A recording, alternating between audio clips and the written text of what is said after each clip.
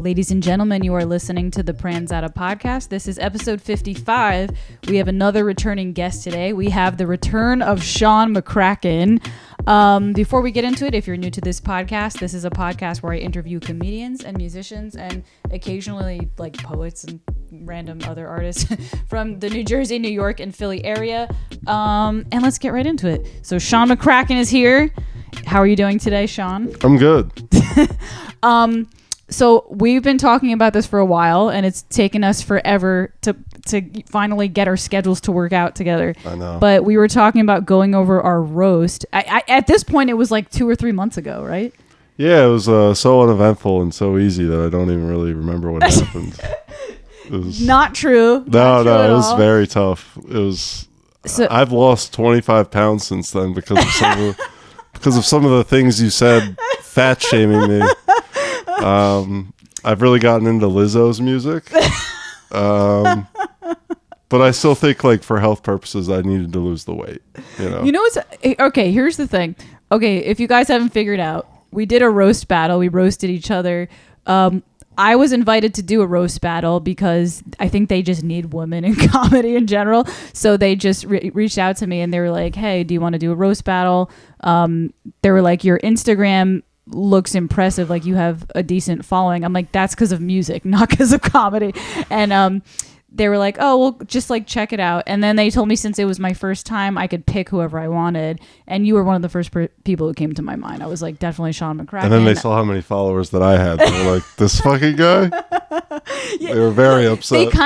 They kind of were skeptical. I'm gonna be 100% honest. They were like, "Who is this guy?" Like they're like, "Is he even any good?" Like they didn't know who you were. I'm like, "No, I know it looks sketchy. I know his Instagram. I know he looks insane. I know he looks insane. I know his Instagram page is just like there's no professional photos. It's just like a couple photos of him like flexing. You know." I don't need any of that. Flexing with a Papa John's box in my hand. Flexing. I was like, but trust me, he's very funny. He kind of just like came out of the blue into comedy and he's hilarious. I'm like, he's going to do a good job. And then it was my first time doing it. And you're pretty new to comedy in general. And we ended up being one of the better fights of that night. Yeah, it was sick. And we had I feel like my podcast is becoming like a podcast just about roast battles. Like the past 3 episodes, I've talked so much about. Addicted. I'm addicted. I just started doing them and I have a roast battle addiction. Speaking of addictions, tell them what you were telling me before. Oh, damn. So we'll call it 4 hours. I'm going to have 6 years sober. But I'm going to relapse on camera just for the... No, he's not. I'm going to smoke weed with Andrea Pranzatelli. She convinced me. She was like... Andrea. It's pronounced Andrea. God damn it. What the fuck? I know. They did that at the roast, I was just having a conversation about this with one of my friends the other day. I was like...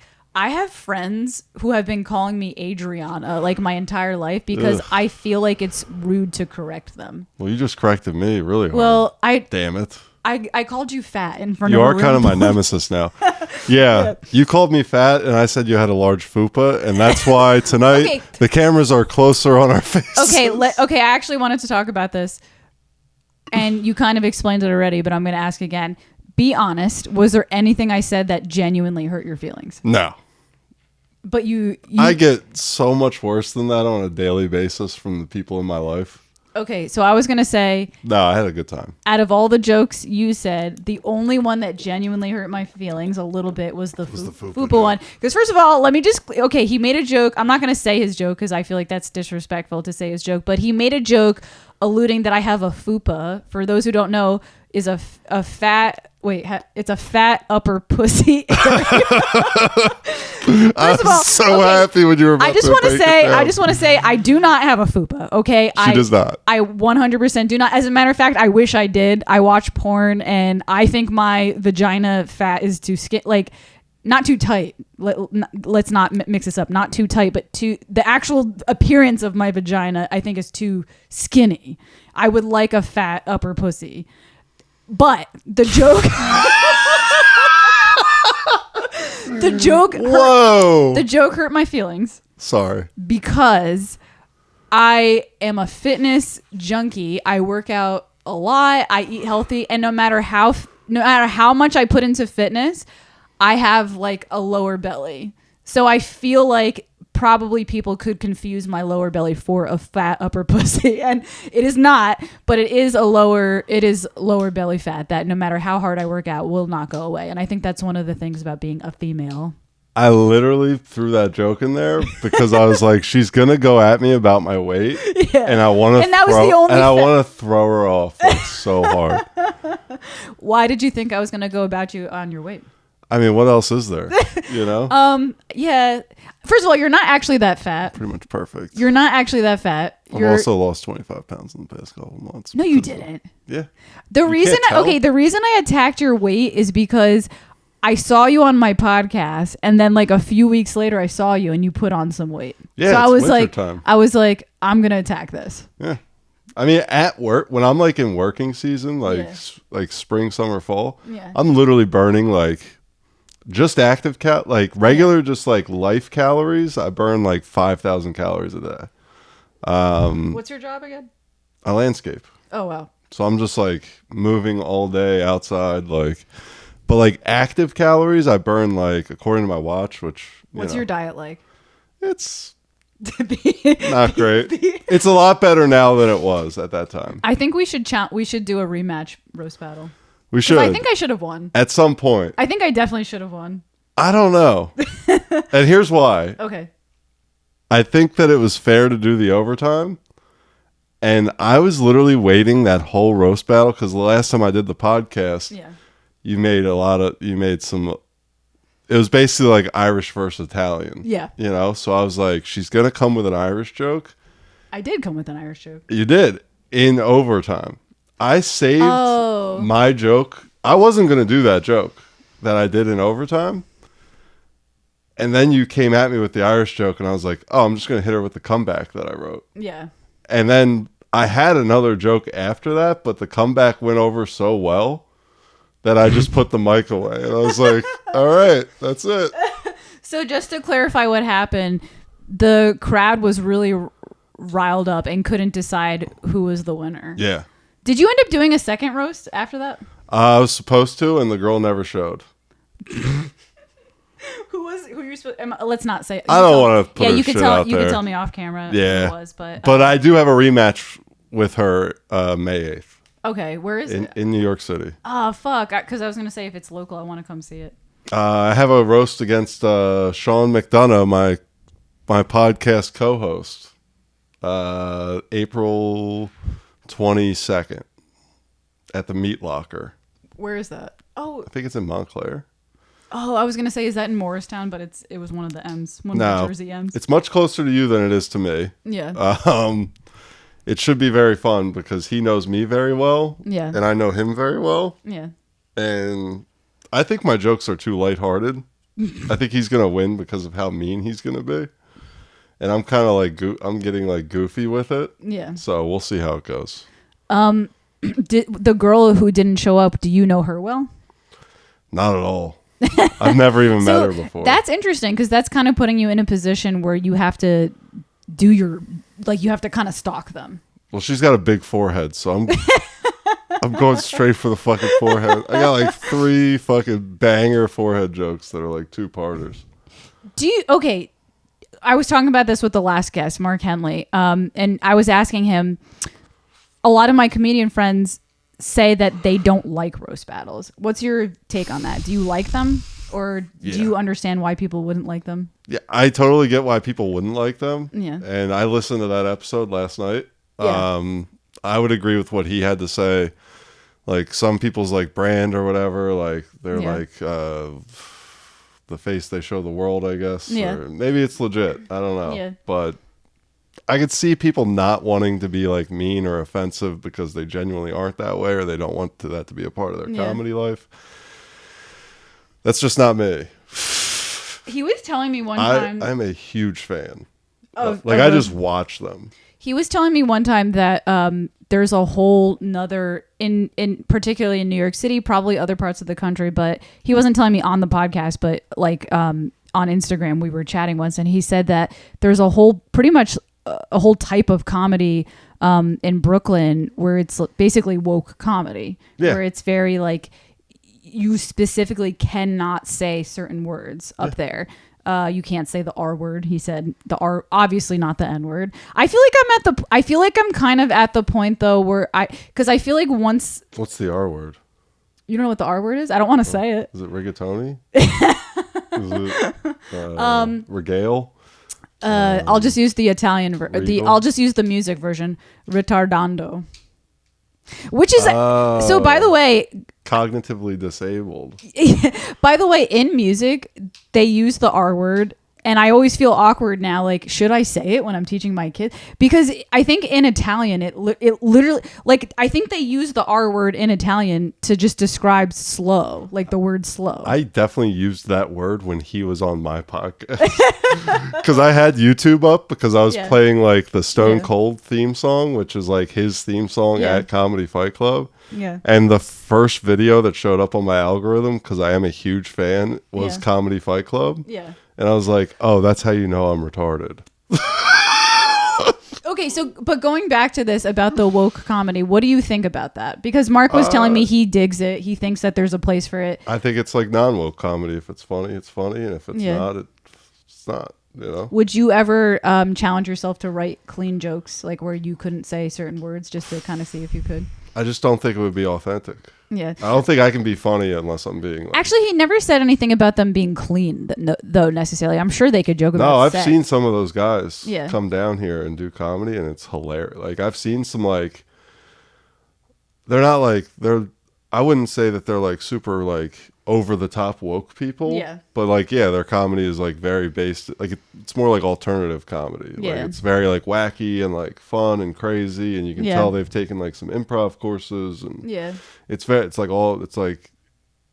the one guy, a guy named Tom Achilles. Mm-hmm. I saw him do comedy, and he's like definitely like one of those guys. He's like from like PA originally, but now he lives in like Brooklyn. Yeah, and he does like a different thing than I've ever seen before, and I had like the most respect for it because it was like it made my brain hurt. Yeah, from laughing and like the amount of like thought that had to be put into like keeping up. Yeah, like he recently like did an hour show, and like I messaged him and I was like, I couldn't even do 20 minutes without like my head hurt. I don't think I could do an hour. Oh my god, because it's like so like it was like freeform jazz in comedy. Yeah. Like it was insane. It was How many minutes crazy. Of material that you feel proud of or ready with would you say you have right now? Like if one of your friends was like, hey, I need you to headline a show with multiple comedians, like can you come up with 20? Yeah. Yeah. I don't think I could. I think I can come up with 10. How much time do I have? Like a month? Like they just said, hey, I need you next week. Like next literally week? At this moment. 20 minutes. Yeah. If you gave me like a month, I could probably get like 30. But I tell a lot of stories. You know what's funny? Besides the roast battle and the one show I saw you at in Southbound Brook, I don't think I've really seen you perform that much. Besides videos you've sent me, but you've always been very funny from what I've seen. Yeah. I mean, I'm new to it though, so now a lot of people are going to be like, yeah, do my show. You know what I mean? Like I don't have anything to offer back. Like I don't have a show that I can be like, yeah, you come on too. Yeah. And two, like, which I get, that's fine. And two, like I talk about it all the time with Sean, my co-host, McDonough. I wouldn't count, like I used to do plumbing for a long time. And this is the analogy that I use. In plumbing, you're not a plumber until you've had a leak. Right? Okay. So I still don't count myself as like a full comedian because I haven't dealt with a heckler. You haven't dealt with a heckler? No. Really? I think most like my first showcase was at Southbound Brook. Okay. That I ever did. There was a heckler that night. Yeah. The first 2 or 3 comedians, because I went up like 4th, got heckled relentlessly by this guy, like bad, and they were like 4, 5 year, 6 year comedians. Yeah, and this guy was just drunk and relentless, dude, and just like a complete asshole. That's my worst fucking nightmare, is like dealing with a heckler. I've had a few. I had some, we were talking about it on the podcast and you already heard it. I had a few at the roast battle. They were like, well, I saw the oh, you roast saw it, battle. but you couldn't really hear them though. In the video, you couldn't hear what they were saying. Like they were like, one called me a hoe. Like it was really No, I heard them reiterate what was being said. Oh, did you? Okay. Yeah. And I also listened and you talking about it. Yeah, it was I feel like for someone I'm relatively new at comedy myself, I do get a decent amount of hecklers, and I think it's just because I'm female. Like I get, oh, for sure. I mean, I was saying this on the podcast. Like I had one time in Denellen, I was doing a regular stand-up set, and some guy was just like, "Quit the jokes, honey, and show us your tits." Like, yeah, I heard you say that. That's I was like, disgusting. But he was like a fat guy, so I was like, "Show me," like it actually. Show me your muffin top. Yeah. I said something like that, and then he actually took his shirt off. He was like, "Yeah, I'll show you," and like he was the funny guy. Yeah. But like I don't know. So I've dealt with a decent amount of hecklers. But like, I would ask you what your dick looked like, sir, but you probably haven't seen it in a very long time. I think I said that. Yeah, I think that's kind of what I said. I think I said I'd ask you. I think I literally said that almost exactly that thing. Yeah. I said I would ask to see your. Oh my god, that's so funny. I remember saying that. I said I would ask to see your dick, but from the looks of your body, I don't think you can see it. Like, or I don't think you've seen it in a long time. Got him. Yeah. Yeah. But I feel like that's kind of like an already established joke. I'm like a big guy though, and I'm like tattooed, and I have the energy. Like when I'm on stage, I have an energy like, don't fuck with you me. dare. Yeah. Like, so if you did get a heckler, how do you think you would handle it? I'd probably be funny. It depends on the heckler. I was a bouncer at a lot of bars earlier in my 20s, and I kind of always had like the same like I was well known for not getting physical with the people because I would never address the people like the asshole. Yeah. I would never address the guy who's cut off. I would go up and I would talk to their friends and I'd be like, I know this is embarrassing for you guys, but like he's cut off. Yeah. He's done. Yeah. And then the friends would explain it. And if I had to come over again, then you're getting dragged out. Or if you got like physical with somebody, then you're getting dragged out. I'm kind of curious how your natural reaction would be in comedy then. Like, I'm sort of curious if you would be like, you would want to fuck with the guy and you would be funny about it, or I would you try would to keep take it light. Okay. I would try to keep it light, but I would definitely go back at him in like a really like lighthearted. You wouldn't get mad. No. I can't not. see you getting angry. I get angry. I thought we talked about this. I thought it takes a lot. I thought you don't have any emotions. No, I do. I thought people like to say I don't, but and I don't like to show them at all. But if I get there, like if somebody like really pissed me off on stage, I could definitely see myself like being like, all right, hold this microphone, like, or be like, hey man, just wait like 5 more minutes. I'm gonna say these jokes and then we can meet outside. Oh shit! Like, you know what I mean? Like, yeah. Like I'd try to finish the show, yeah, but I'd also let the guy know like we're seeing each other. Like this extends beyond. Do you have the skills? Happened. Like if you had to fight a guy, do you have the skills? Have you ever taken any like martial arts or anything like that? Yeah. Okay. Yeah. That's something I've never done. And last year in the summer, I've been teaching all day, so my voice is a little raspy. I think it's super important for. I mean, I don't like the fact that it's important for women to know how to defend themselves, but like it, in the real world, like in the world that we live in, like it's unfortunately pretty important. Last year, I used to teach women self-defense. I should teach it again because I need the class. But it's all about centrifugal motion. No, last year I had a break-in. I didn't have a break-in. I'm sorry. Let me rewind that. I almost had a break-in, and I was living by myself at the time. I didn't have a roommate yet, and it was 3:00 in the morning, and somebody was banging and trying to open the door near what my. Time? What's that? What time was it? It was 3 a.m, and I was living by myself as a female, no roommate, and they were banging the shit out of my door to my apartment, trying to break through the door. I found out later on it was actually just a drunk neighbor who thought they were going into their own apartment and they were trying to break into their own apartment. But regardless, it was an eye-opening experience, scary. And that was maybe the first time in my life that I actually thought I was going to die. And I was like, I don't know how to fight. I don't have any mace. I don't have a knife. I don't have a gun. I have nothing. And I called 911, and I remember just like shaking. And I remember like very quietly calling 911 and whispering to them and being like, somebody's at my door. I need you to come. And like, it was a whole thing. And then it just ended up being a wasted neighbor. But, yeah. I mean, still. Yeah. Like, you live on like the first floor of a place. Like, yeah. It's crazy for, like my great aunt is a great example. Yeah. Has money. Like, probably has more money than anybody in my family. Yeah. Which ain't saying much, but still. But she's like refuses to leave like where she lives. And it's like, it's a rough place now. But she's owned the same house. Does she get break-ins and stuff 60s. Like that? She's had like several break-ins in the past like 20 years. Yeah. Maybe. But my dad and my uncle got her a 38 like snub-nosed pistol. And she's done the same thing the last couple times it happened, where she just locks herself in her bathroom, says, "Listen to this, you mother effers," clicks it.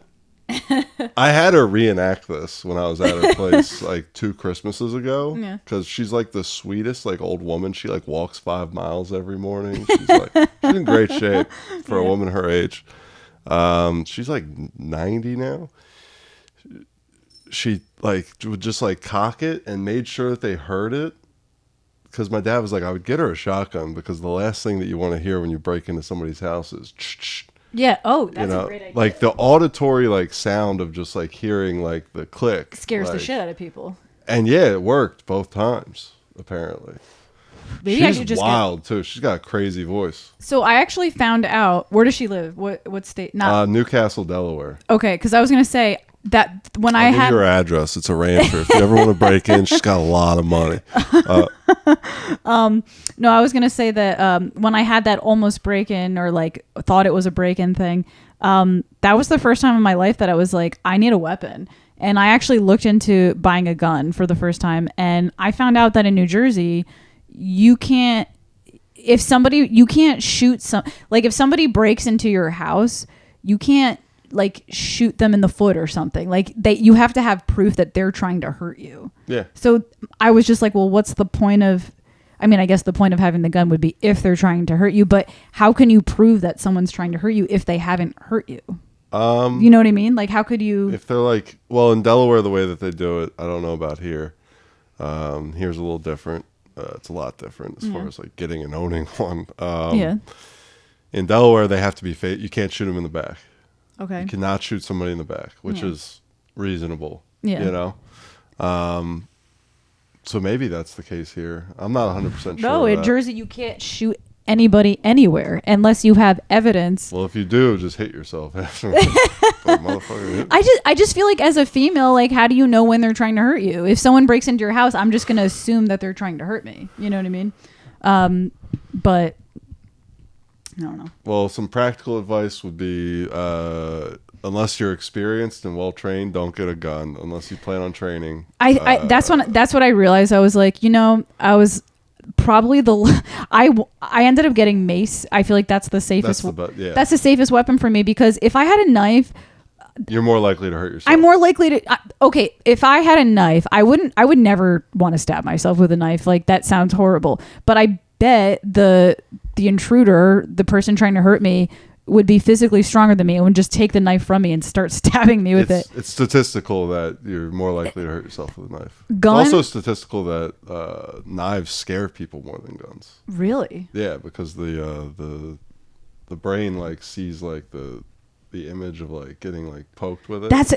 I'm more afraid of a knife than I am of a gun. Yeah. Because if I get shot with a gun, I feel like it's just gonna kind of black me out. Like, I'm just gonna if I get stabbed with a knife, I feel like that. I mean, I don't know, because I've never experienced either, but I feel like the pain from a knife must be so much more terrifying than the pain. I also call bullshit on that experiment though, because I've been held up at knife point and I've been held up at gun point, and gun point was way worse. It was way more intense. Yeah, but it was also the first time.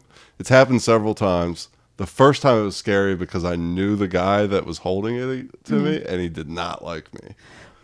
But okay, like, I had recently beat him in a fight, and so it was. But that was relatable to the specific person. It wasn't the actual weapon itself. I think it was also that. There was also like 3 of them robbing a party that I was at, and like I don't mean to be like base or like crass, but this is just what happened. Yeah. So I didn't get like erect. You described your vagina earlier. I'm allowed to say this. I described what I wanted my vagina to be. I never. Well, I guess I said my vagina was too skinny. Wild. Is it okay? Why is such that a wild thing to say? I don't know. Listen, that's like me saying like I wish my dick was a little fatter. You know, like it's just wild to say. I think I don't I'm not saying know. There's a double standard here. I'm saying it's equally wild, dude. I feel like there might be guys who might be like, I wish my dick was wider. Or fat. I said fatter. That's a little different. It's just wild. I was thrown off when you started going down. I was like, this is a strange hill to. I just think. All right, let's not get into this subject. Okay, let's go back to your story. So the guns were on me, and like everybody else. This bonfire birthday party in the woods. It was this girl's birthday party, and like it was a whole thing. I'm not gonna get into the whole story of it, but. So my dick started going crazy. Like I couldn't reenact it. It was like moving like faster than my heartbeat. It was crazy.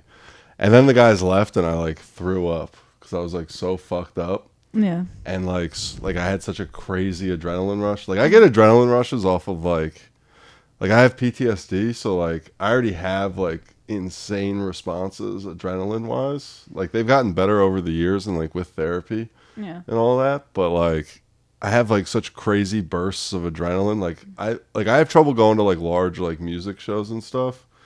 Like I can go to like small ones, and it's weird because I still go to like hardcore music shows where like everybody's going nuts, but like I kind of just like chill out. So you think you're easily triggered by things? Adrenaline wise, yeah. Like I get like a chemical response like in my brain that like it's like fight or flight mode goes. Have you ever tried taking medication? Yeah.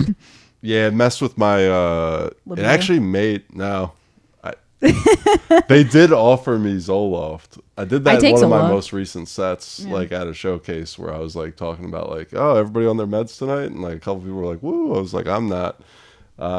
Because they offered me Zoloft a few years ago, but I was in rehab, and like I had never been like outside of being locked up, I had never been like truly like sober. Yeah. Like for more than like a couple months. Yeah. You know?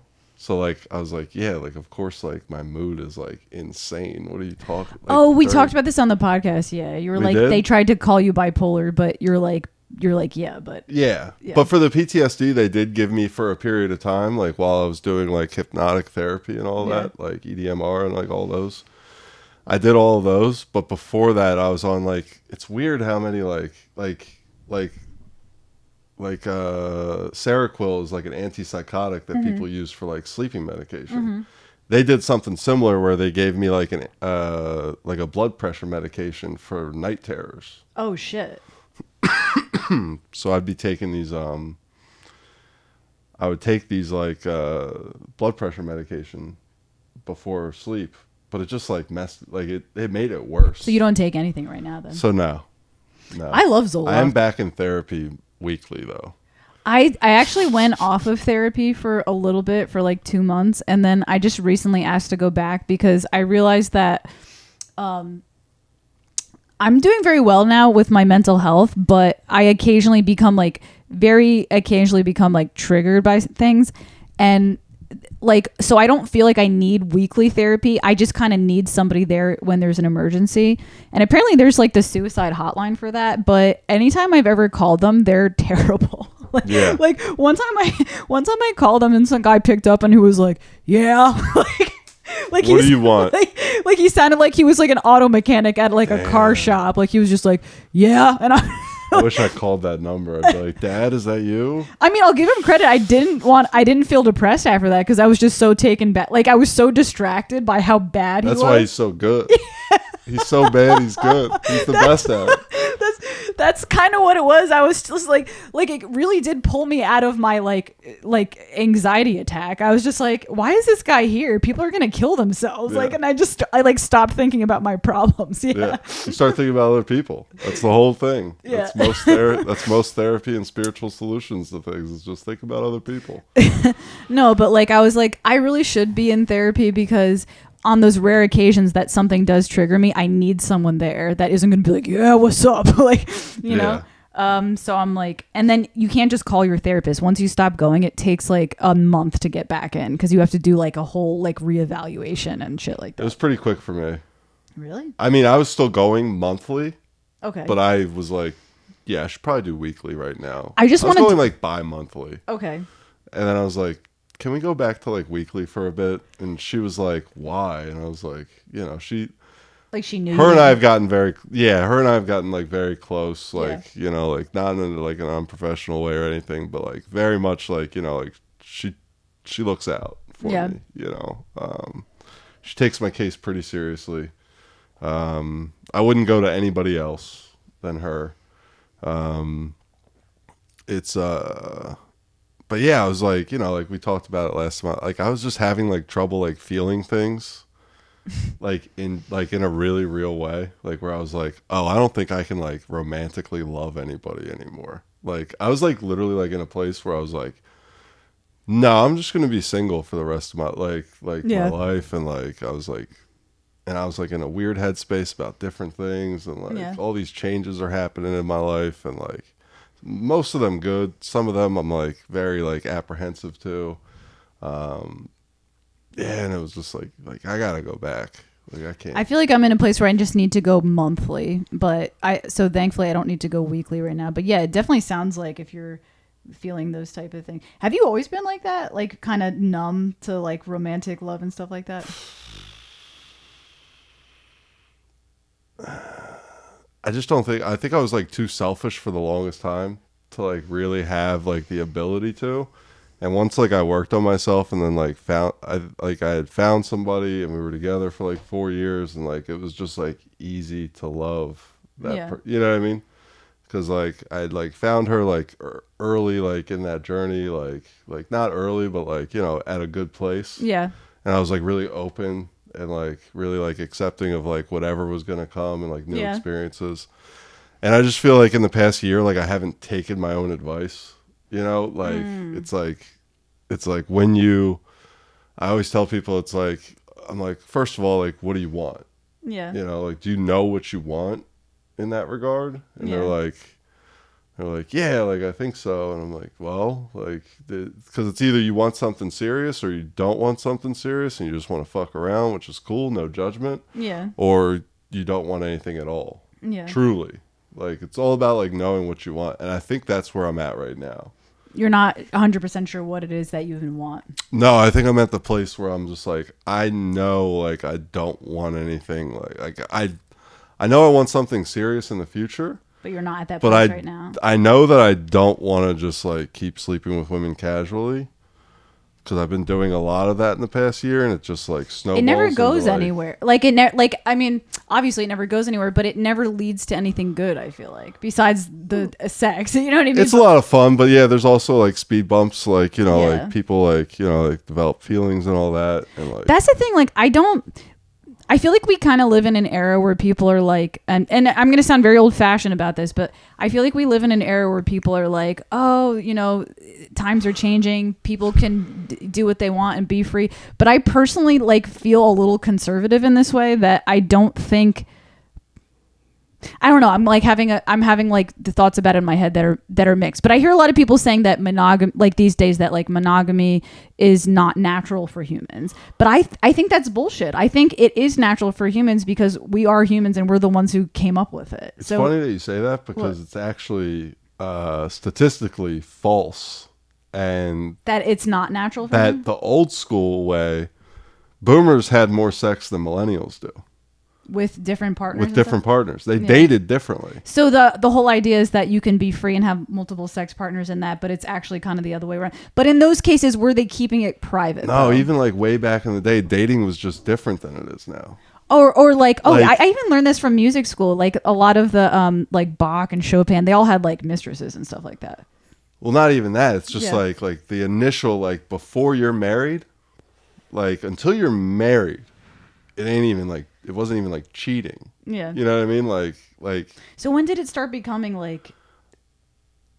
And that's the other thing is like, if I'm like talking to like, and this is like how I view dating is like the old school way where it's like, unless like we say like we're in like a relationship, like there's not one. You know what I mean? Like a lot of people like now like they date for like they like talk. There's like a period of talking. Yeah. And you're not allowed to talk to anybody else. Oh, okay. Like that idea is like the new wave. Yeah. Like, but there's also that other extreme where it's like there's like a lot more like ethical non-monogamy and like you know like there's all these different terms and like expressions and like way of doing things and like the lifestyle of swinging and like that's more popular than it was back then. But as far as like true dating and like all that stuff, like plus like you know we're a very medicated generation, which you know doesn't help the sex life always, as we were just talking about. So like all those factors like I saw it on a study that boomers had more sex than millennials. That actually that makes a lot of sense. It's funny you say that because like I didn't even think about it, but now that you say it, I'm just like that totally makes sense. Yeah, we might be having weirder sex, but they had more. They had more regular sex. We just go for quality over quantity. You know? By the way, I have a hot take because you said the medication is messing with people's sex lives. I have a hot take about that. I think it's actually, I feel like some people should be medicated to calm their sex, because I feel like. So you're down with chemical castration? No, not chemical castration. I don't think anybody should be castrated. But personally, I think it was a blessing. I think it's a pretty good idea for pedophiles to be chemical. No, not, I'm talking about just regular, I'm talking just regular people. I know, but I'm saying like when I went on Zoloft and it calmed down my sex drive, I was like, okay, now I could focus on my tasks. Yeah, absolutely. Like, cause I used to think about sex all the time. Do you think about it all the time? They say guys think about. No, I'm like way over. That's what I'm saying. Like I'm like, I've had enough of like I'm done having sex. Like I'm like I'm in a place and I say that you're in a place where like you don't. A month from now I'll be like 18 again. Like I go through like waves of it where I'm just like I gotta do all this crazy shit and like, but I don't like watch porn or anything. So like my actual like sex. Why don't you watch porn? Because that used to be a problem. Everything used to be an addiction. Oh yeah, like. Now, okay, at work. That's funny you say this because I was talking about this on a solo podcast I did, and I was like, man, I wish I had somebody to bounce ideas off of this with. But now you're here to bounce ideas off of with. Another hot take, I don't think porn is a bad thing. But then again, okay, so when you say you were addicted to porn, did you go down like dark spirals of weird porn? Is that why it was bad? Oh yeah, we're talking like 80 tabs open at a clip, just sitting there like edging myself for like 3 hours, just losing daytime. See, I guess when I watch it, I don't really watch it as much anymore, I guess. But like when I did watch it, I would watch just normal videos, and like I wouldn't go down these rabbit holes of like, oh, I'm numb to this, and now I have to see gangbangs. Oh, I'm numb to gangbang. Like I never went down those rabbit holes. I would be like the boomers, like just having normal sex. So here's the analogy that I would use for that. Like you smoke weed sometimes, right? Occasionally, very rarely. Right. And weed is like great. I'm sober, but I totally support people smoking weed, taking mushrooms, doing all that stuff because if it's not a problem for you, like it's not a problem. It would be even weed would be a problem for me. Yeah. You know what I mean? Like I think porn's the same regard where it's like for some people I think it's great for some people. And like I'll watch it if like I'm with a girl who like wants to put it on. But you won't ever go and watch it. But I won't watch it by myself. Yeah. No, for me, it's something I kind of just do to like, if I'm stressed out. Like, honestly, if I'm having a bad day, it's like an escape. But it's not something I do like every day. It's something I like do once in a while sort of thing. I'll go through phases. Like, there'll be like some days where I'm just like, I need to watch it a couple times today. And then I'll go through phases where I don't watch it for like several weeks. It's very weird. The last time I watched porn, and I have a bit about this place, was at my favorite motel in Jersey. I remember. It's like a really seedy motel. It's called the Gallery. Shout out Southampton. They should sponsor me because I bring them up everywhere.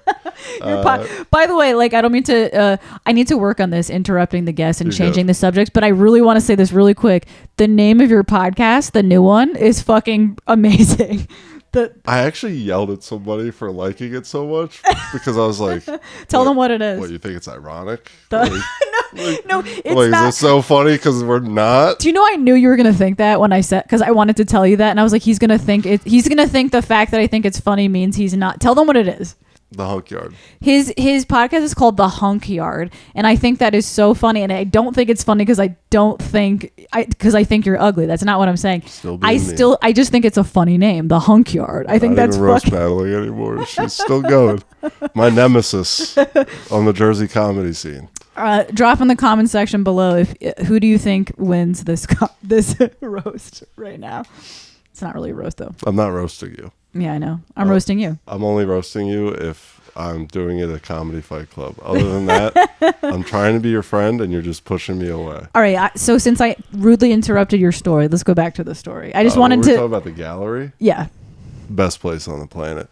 So let me describe the gallery if you're not familiar. And if you aren't familiar, I suggest you familiarize yourself. If you're single and you're dating, third date. You take them to Eatontown Pool Hall. You shoot a little pool. You talk some shit. It's a fun date. And then you go to the Emporium, which is a sex shop in Eatontown. And you pick up like, hey, you like this? Like, yeah, I like that. Like, oh, try this. And then you go to the gallery. And if it's during a weekday, $80 a night. That's actually expensive. You can also do it. That's expensive. You can do it hourly as well if you're on a budget. That's all the best motels hourly. I think $80 a night is expensive. It's very reasonable for what you get at the gallery. What do you get there? You get, depending on the room. Is this the one you were telling me that's themed? Because yes.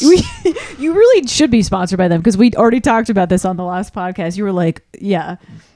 Depending on the room, you get either circular or heart-shaped bed with either a circular or heart-shaped jacuzzi. Oh shit! And it's BYOB, fellas. And but you don't BYOB anything. Bring your own bleach. Oh.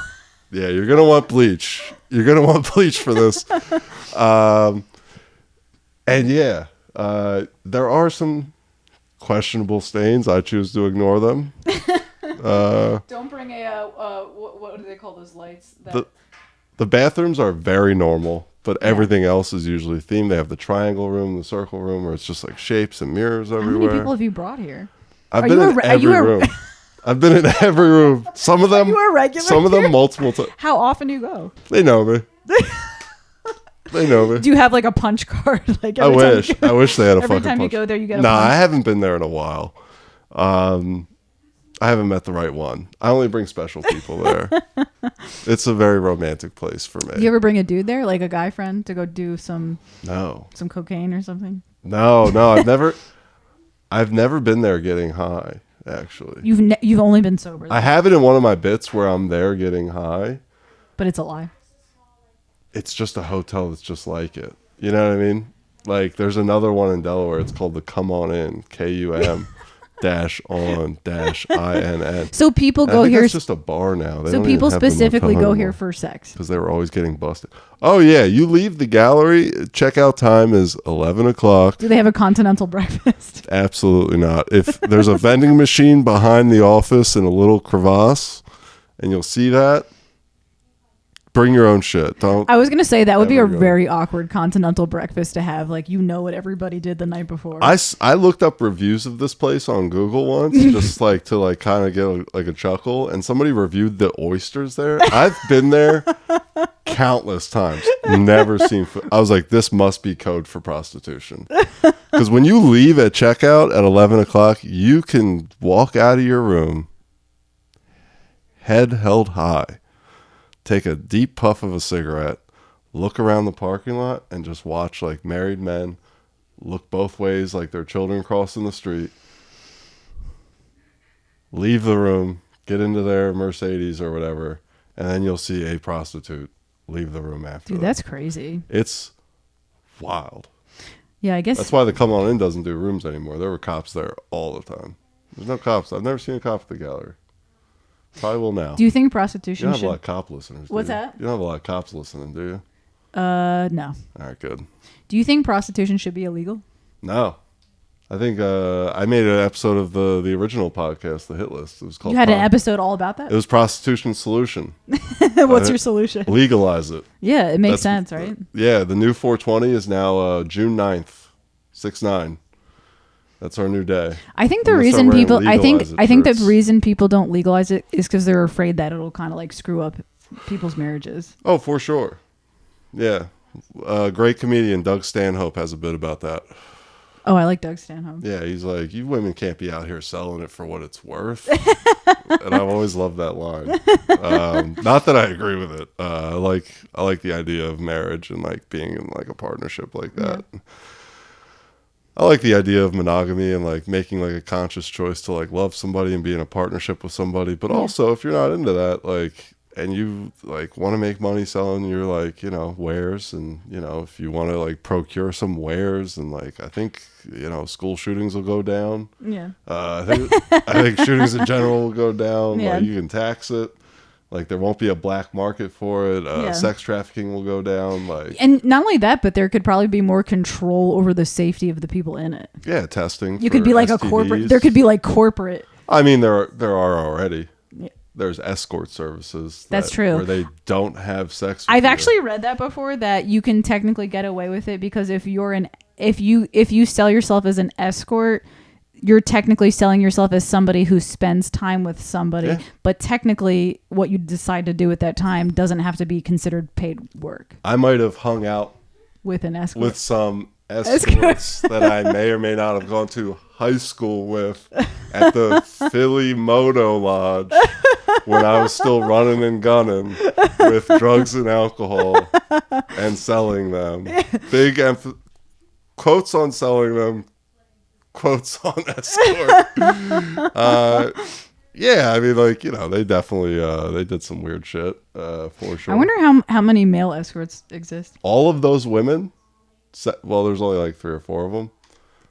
I only knew the 2 of them, and then I knew the other 2 through, you know, them. They were fun, and they are all more successful than I am now. I remember paper. We kind of talked about this the last time too. You were like, they're smarter and more successful because they probably have money. I don't know about smarter, but they're definitely more successful. Not that I would mansplain anything. Do they still do that line of work, or did they? No, they probably used the money. One's a top of the line chef in Philadelphia. That's fucking crazy. Yeah. That's good. Yeah, and her husband's very successful. Yeah. And they are very happy. So it's pretty cool. Dude, maybe I need to do something like that because I'm still in debt right now. I mean, I've seen it go well, and I've seen it go gone bad too, yeah. I've seen it gone very bad. Yeah. Oh, yeah. Big time. Yeah. I've seen it go well in that instance because it was very organized and very safe and very like it's like what it was the closest that it would have looked like to it being legalized.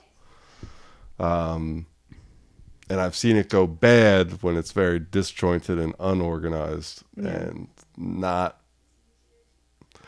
There's no like real written rules. You know what I mean? Yeah. Like there's nothing like. Yeah, there could still be some shady shit going on with like pimps and stuff like that. That type of stuff. Oh yeah. Yeah. Like best case scenario, it's a pimp. Yeah. You know, like worst case scenario, it's just like some poor girl like in a car with a stranger or a motel room with a stranger. You know what I mean? Like yeah. It's not a safe situation. Yeah. Not at all. Yeah. There's no like communication with a third party that's holding somebody accountable. Yeah. You know, like it's just because it's done in like a more legal way doesn't I've mean also seen that go bad for the John. I was staying in the back of a very boarded up Motel 6, and there was a couple like in the room next to me squatting. Yeah. And they took a dude hostage who was like 60 something. Oh my God. Yeah, they took this old man hostage. Jesus Christ. Yeah. Yeah. Oh my God. That was a fucking. Dude, you've had a crazy life. Some of it. The past 6 years. What is it? Very well, except for the first year. The first year was wild. What is it like going from having a crazy life like that to having a pretty sober life, like sober in multiple aspects? Because you don't really do anything like that anymore. So much nicer. It's better. So much. Do you ever get like, do you ever like lack the thrill of it? Like, do you ever feel like I need the thrill? I came in I was so tired. But yeah, at the same, well, like, in sobriety, I think I might have talked about this. I don't know if I talked about this last time, but emotional sobriety is like the most important factor. Because like I was saying earlier, I have like a lot of like highs and lows chemically because of PTSD and things like that. So to like keep those things in check and not become emotionally intoxicated, and to remain emotionally sober, like in high stress situations, I think it's been a boon to my comedy, to be honest with you, because I have an ability to be like, take a breath and a pause and like kind of like feel things out and not feel uncomfortable, and like to like really like see what's happening in front of me and like let it happen. And I'm not as like impulsive as I used to be, and I don't crave the chaos and dysfunction that I used to like need in order to like move, because I was like paralyzed by fear. I feel like that's a big debate amongst artists. A lot of artists are afraid to improve their health because they're afraid it's going to take away from their comedy in some type of way. But according to you, that's not true. Because people have said, like, I give you a lot of props for like not being messed up and being comfortable on stage. But at the same time, now here's where it gets kind of funny. I do feel like you still needed to have been that person at one point and to have experienced those things in order to be funny now. Yeah. Like I can't imagine a funny comedian or a funny person that has never had some type of chaos or something at one point in their life to talk about. Very true. Very true. But that doesn't mean you just stay that way. No, you don't. Please don't. I've told them all the same thing. Like I would have been kicked out of every open mic by now. You wouldn't have me back a second time. Trust me.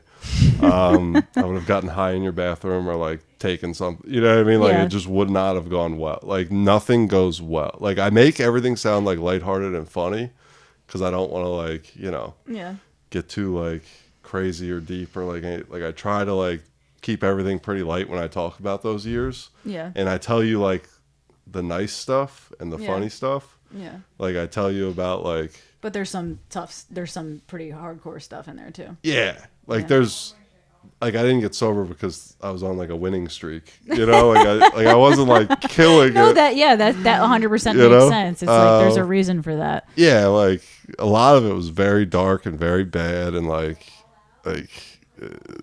it's crazy because I can't even I can't escorts, even. But like I've sold my body, you know what I mean? Like, yeah, okay. And like things like that are like I can't even taboo. picture you like that. That's the crazy thing, is that you seem like such a friendly. Not that you were unfriendly in those moments, but like you seem like such like a nice person. Like you just seem, I don't know how else to phrase it, but you just seem like a nice guy. So it's crazy to me to even picture you like doing that type of stuff. You know. If I needed what I needed, I was whoever I had to be in this, like to get what you needed. Yeah, I think I might have talked about this last time. Like I just didn't have a lot of choice, like in my mind. Like there was no like two roads. Yeah. There was only the road that I thought would get me what I wanted, which was drugs, money, or sex. Yeah. Like, and that was the road I was always like. If I had to lie, I was going to lie. If I had to steal, I was going to steal. If I had to get physical, I was going to get physical. If I had to get sexual, I was going to get sexual. Like. Any of those things, like at my disposal, like I was going to use to get what I wanted my way. You know? I feel like I've never experienced anything like that intense in my personality, but at one point I was definitely I feel like my character was a little more on the narcissistic end when I was younger. I was a little more manipulative, a little more self-involved, and I feel like it took me, but not to the degree where I was like a danger to anybody or a danger to myself. Well, there were times where I was probably a danger to myself, like self-harm and that type of stuff. But like not that intense, but I definitely had some like serious character flaws when I was in my 20s in particular, that took years of therapy to work through and years of self-awareness, you know? Oh, for sure. Yeah. I also think that those years were a boon to the comedy. Like the introspection and the recognition of like my flaws and like getting better through that, and like different practices that I've done have made me like because I didn't used to be able to like be like lighthearted about this, like about like my crazy years, like my life in general. Yeah. I didn't like telling people about it because Yeah. it was so fucking wild. Like Yeah. I just was like, yeah, I'm good. Like I don't like my first year sober, like the people who were helping me get sober, like I had trouble telling them the truth about like what was going on. Like I didn't tell anybody that I even had like warrants out for my arrest until I was like 6 months sober. And like things like of that nature, like it was just like, it was so hard for me to like open up about the past because I didn't want to deal, like if I didn't deal with it, it wasn't real, you know, and I'd never had to face it. And I don't think I think if I just like stuffed it down, like I wouldn't be able to like get up on stage and like tell a joke about it. You know what I mean? I think essentially that's kind of what comedy is. That's kind of what I mean, I don't know if like, I feel like you can write I feel like someone could write a whole book or a master thesis about what laughter is and what comedy is. But I do think at least a certain part of comedy is reaching a point about something that may have been dangerous where you're like, oh, we're okay. Like think about it. When somebody trips and falls, and then they get up, a lot of times people laugh at them. They're like, haha, you busted ass. And that's just kind of like a small example of like, oh, something bad happened, but we're okay. And I kind of feel like that's a lot of what comedy is, you know? I think another good part about being sober and being in comedy, like aside from like not robbing people and not getting like drunk and high off my ass and not being able to perform, or like, you know, like just like alienating somebody, like, you know, just like, is like punctuality is another big thing with me. Like I'm always like I was early here tonight. You know, were you really? Yeah, I was like 15. I got here at 8. I'm glad you didn't like ask to come in early, because I've had some podcast guests that I'm just like, listen, I work till 8:10 or whatever. Come in at 8:15, and they'll be like 7:45. I'm here. I'll be like, what the fuck? Like, oh yeah, I'll leave you alone until it's time. But I'm here, and you're here. No, that's good. Take a deep breath. Like, take all the time to be somewhere. You might as well be there. That's really good that you've developed the ability over the years to like be physically present. That's something I'm still working on myself. I feel like I'm such a nervous, anxious person, and to be quite honest, I'm in awe right now of how relaxed you seem. Like you seem like a relaxed person. Yeah, we're pretty cool now. So, but I just mean in general, like the way you carry yourself. Like I can't even like even with close friends, I'm like a neurotic mess. Like I feel like the first 20 minutes of the podcast, I was like fiddling with this, and now I'm actually like calm because your essence, like, oh yeah, you calmed me down. Thanks. I'm like, okay, he's calm, I'm calm. Sometimes I'm intense. Yeah. I don't know. Like, that's why it's so hard for me to picture you like a fucking riot. You know what I mean? Because I feel like you're such a chill dude. Yeah, like have you ever seen like one of those like movies where like, you ever seen Crank? No. No, not a big Jason Statham guy. I haven't. We talk about this on the podcast all the time. I haven't seen like a whole bunch of movies. Oh, okay. You ever see like in a movie where the camera's like point of view and it's going crazy? Yeah. That's like what I see like when I look back sometimes. It's really? Just like, it's like a jumbled up like mess of just like me like just moving like unconsciously. Do you find yourself thinking about the past a lot? No, because I have so much going on now. Yeah. You know what I mean? Like I have school, work. I've taken a break from dating for a little bit, but it was dating, comedy, you know, friends, sobriety. Like I have like, I feel like that was kind of a breaking point in my development and like kind of getting better with my mental health stuff. Was for years, really like not even that long ago, I would say maybe 2 or 3 years ago, I would have like flashbacks from the past, like traumatic things from the past, and whenever they would like happen, I could literally feel them, like my emotion, like my mind, just thinking about them, it was like my mind and my body were still there, like I could cry like just thinking about something that happened like 6 years ago, and I would be like experiencing them and living them as if they were happening right now. And it was really only like the past year or two that I finally stopped doing that, but it happened for years where I would just think about stuff from the past, and it was just took an emotional toll on me, you know? I learned in therapy to look at things like that happened in the past very differently. We did like this exercise where it was like, she compared it to like a car crash, you know? Yeah. Like in the past, like when I looked at the past, it was like, I was the car, not the driver. And I was getting driven like into a fucking stop sign. I was getting driven into other cars. I was getting driven into fire hydrants. Yeah. And I couldn't assess the damage because I was the car. So like what I kind of learned to do like through like the hypnosis therapy and all that stuff was like become the driver. That's so good. To like be able to like even if I hit something today, like at the end of the day, like I can take a deep breath and I can like get out of the car and like look at the car and be like, okay, like this is where I went wrong. Like I didn't use my blinker. Like I didn't do any of the stuff that I'm supposed to do. Dude, that is I need hypnosis therapy because I'm getting better, but to a degree I feel like I'm still like I lose focus a lot and I lose attention a lot. Like my mind wanders a lot, and I do think part of that is like an anxious thing, and I do want to be able to like even sometimes when I'm driving, like I'll be I'm like how am I not dead by now? Like sometimes I'll be driving and my mind will just totally drift off and I'm not like paying attention to anything, you know? It makes everything better because I used to be like the employee at work that would be like yeah, you got it, and not hear a fucking word you just said because I'm so focused on all my bullshit and like everything that's going on in my life and went on, and like I'm like anxious and like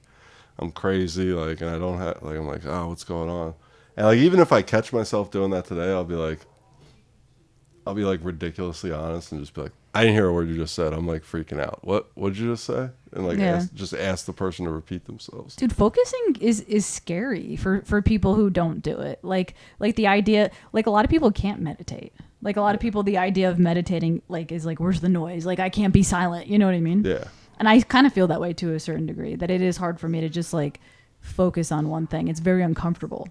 Those are two tricks that I also learned was like when it comes to like character defects, like lying or manipulating or any of that stuff, it's best to not try to not be a liar and just try to be honest.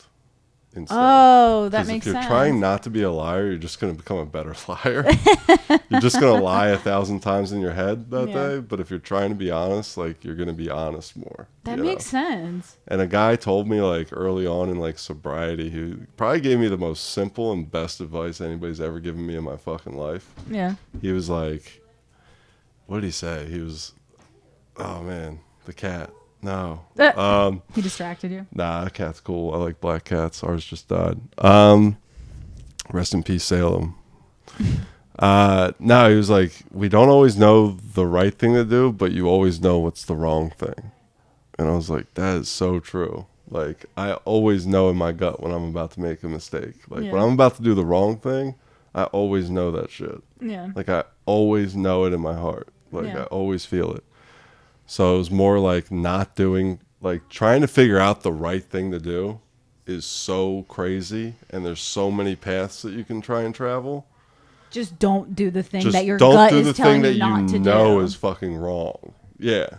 But what if your gut, what if you have a gut that is telling you you're wrong at things that you're not wrong at?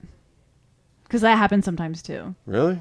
That happens to me sometimes where I'm like, I mean, in the sense of like character guilt, defects. like someone who feels guilt all the time. Like someone who's like, oh, I shouldn't do this. I'm bad. And like, but it's totally normal things to do.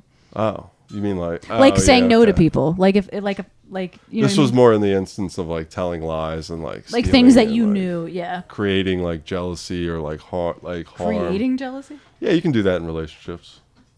Yeah, absolutely. Even amongst your friends, not even just like romantic relationships. Yeah. You know. Passive aggressive behaviors. Yeah, just like, you know, like, oh, well, like, you know, so-and-so never did this. Like, you know what I mean? Like shit like that. Like little jabs of manipulation. Yeah. Like, stuff like that. Like we're talking about like microcosms of a day. Like where it's just like. Oh, yeah. I've had friends like that before who would like. I had one friend in particular who would like subtly drop these things and it would drive me fucking crazy. I'm like, wait a second, is she doing this? And it was just so passive aggressive that you couldn't ever blame them because like you would sound like the crazy person if you said something about it. The hardest part about doing any journey like that is not like externalizing it onto like projecting it onto other people and trying to be like a reformer or anything like that. Oh, like trying to help everybody? I'm not saying that you were doing that. Yeah. But on that journey, it is so hard to not be like, to just, that was like the biggest trick for me, was like learning to just be like, yeah, that's totally normal for people to do. Like normal people do this all the time. Like I just don't have the luxury because like it'll be extreme if I do it. Yeah. And to just not be a reformer. You know, like there's a story about a guy who gets sober and like he has a wife and he doesn't like the things that the wife is doing. So it said like, you know, like the program gave him a pair of glasses and he needed to turn them backwards on himself instead of towards his wife. because she like stuck by him for like 20 years while he was like a fucked up mess and like dealt with all of his bullshit and stuck by him. And now that he's like bettering his life, he's like nitpicking at all these little things that she does. Yeah, that's super hard to like accept like life on life's terms and people who because just because you're in a place to better yourself, not everybody is in that place. Yeah, absolutely. And that goes back to like what we were talking about, like with the whole like the woke comedy versus, you know, like the dirty comedy or the clean comedy. It's just live and let live, you know. Like if I find something funny that's fucking insane, it's because my life was fucking insane for a long time. Like everything that I am today is based on like if you were me, you would be me, and if I was you, I'd be you. And if I was a woke comic, I'd be a woke maybe like I just like, you had different parents, you had different schools, you had different upbringing, you had different life experiences. It's funny that you were mentioning that, because now that I think about it, I love one of my favorite podcasters. My cat is going fucking nuts right now. Yeah, she's getting it.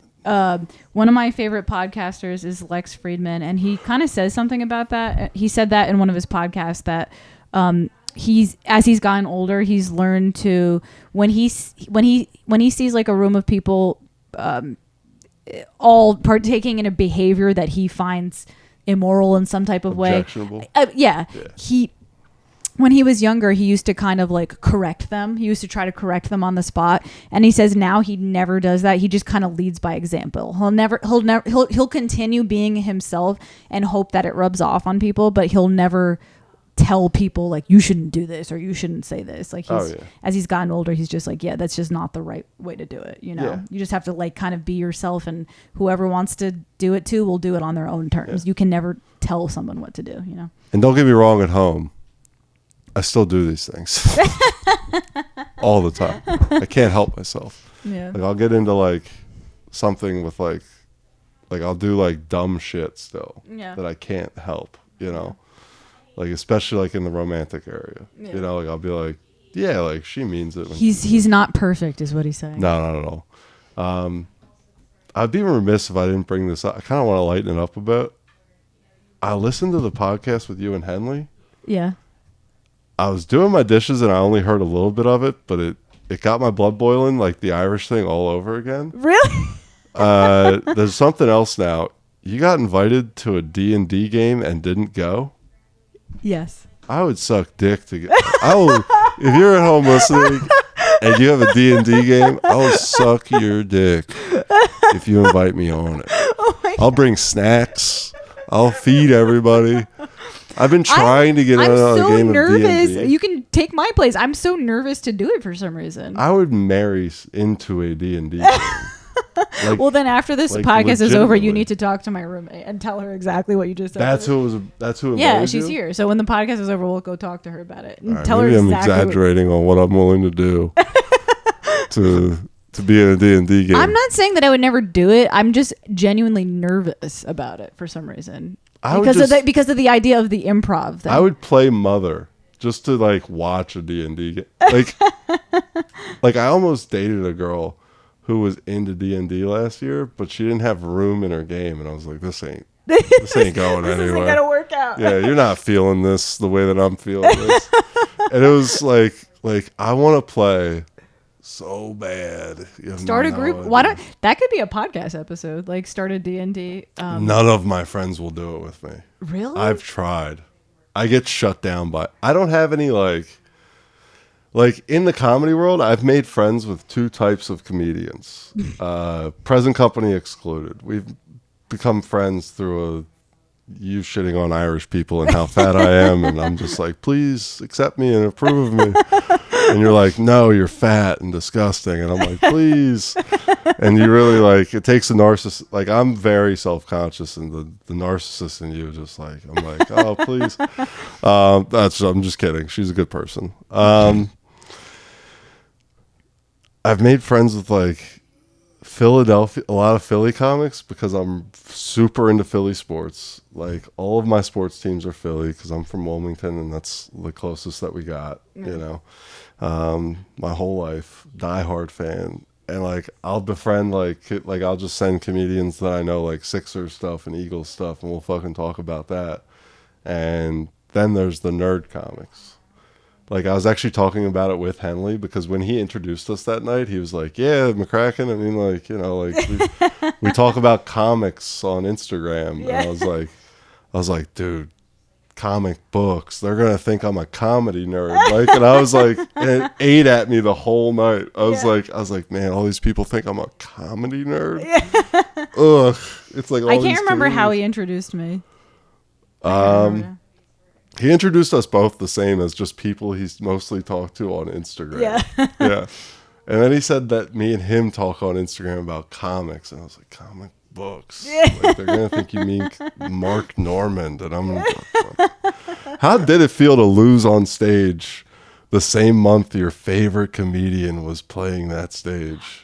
I've wanted to talk way more shit about you losing because it was so close and the people at home haven't seen it. But I actually got to see him perform and I was so confused about that because I thought that the dojo was a whole like roast battle thing. Like I totally got confused about how CFC and dojo like came together. I totally fucked that up. I was like, oh, Mark Norman's gonna do a roast battle. Like that's like what I thought. You know what I mean? I was like, that's so cool. But you know. But yeah, the name is a bit misleading because it's like a dojo. There's fighting. Yeah. All that stuff. And then like I think I introduced it on my podcast once. I was like, yeah, dojo comedy, like a roast, like whatever.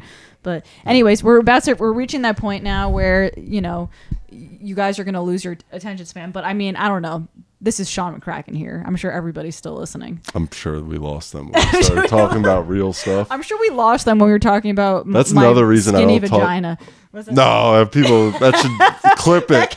Clip it. Make a commercial just with that. Please clip that. That should be the clip. I think we lost people that's another reason I don't like talking about the serious stuff. Oh, because people are like, because I feel like people are like, just that's dance, not monkey. True though. Really? That's not true though. I don't know.